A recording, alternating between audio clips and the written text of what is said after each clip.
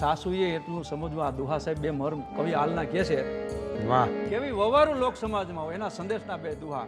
સાસુએ એટલું સમજવું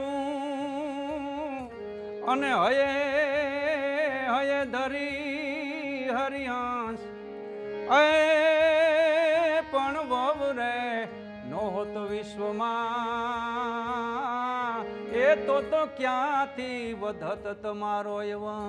વાહ વાહ અને પછી વવે એટલું